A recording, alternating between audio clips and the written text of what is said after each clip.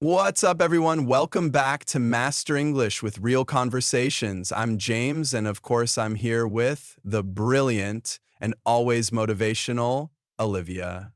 What's good, Olive? Hey, I'm excited for this one because we're talking about two things that freak people out a little: job interviews in English and sounding confident in the workplace. But don't worry, we've got you. Oh, yeah, if you've ever Googled how do I answer job interview questions in English or how do I sound more professional, this episode is for you. Exactly. Let's start with the interview part. First things first. Preparation is everything. English interviews are not about being perfect, they are about being clear, calm, and confident. That's the big three.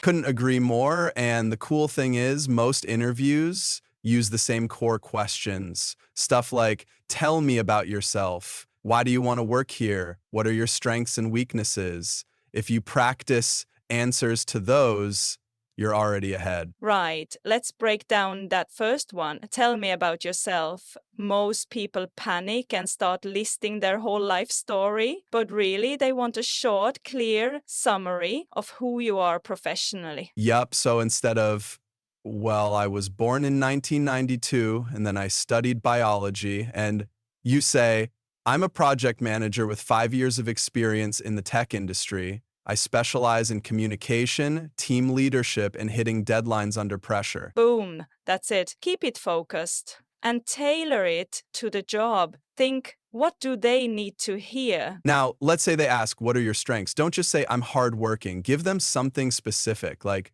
one of my strengths is problem solving. In my last job, I helped redesign a system that cut our response time by 30%. Love that. Always use examples. It makes your answer real and memorable. Okay, so what about weaknesses? That question always trips people up. Yeah, don't say I work too hard. They've heard that a million times. Pick something honest but fixable. Like, I used to struggle with public speaking, but I've been taking courses and volunteering to lead meetings to improve.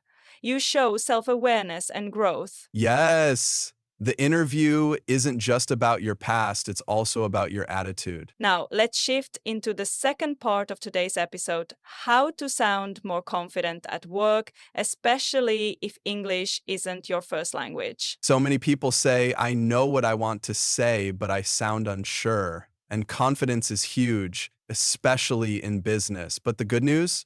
It's not about big words, it's about how you speak. Exactly. First tip: stop apologizing for your English.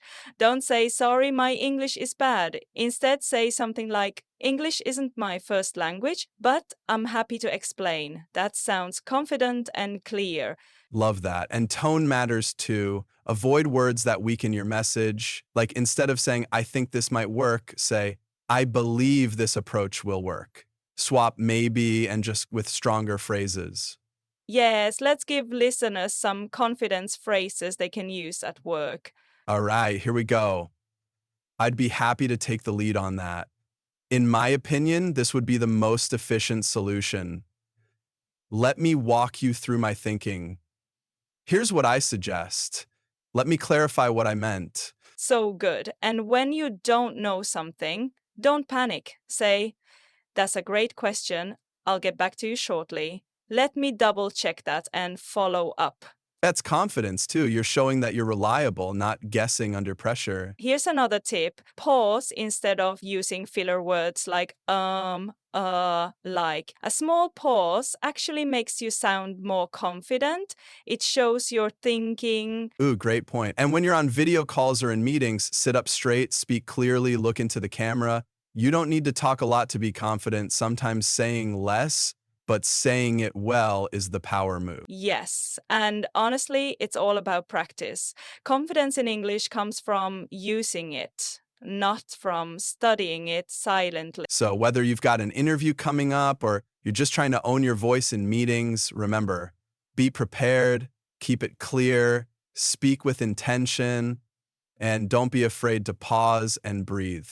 Confidence isn't about being perfect, it's about being present, professional, and real. All right, that's it for today's episode. We hope this gave you practical tools for your next interview or your next team meeting. Thanks for listening. And remember, your English doesn't have to be perfect to be powerful.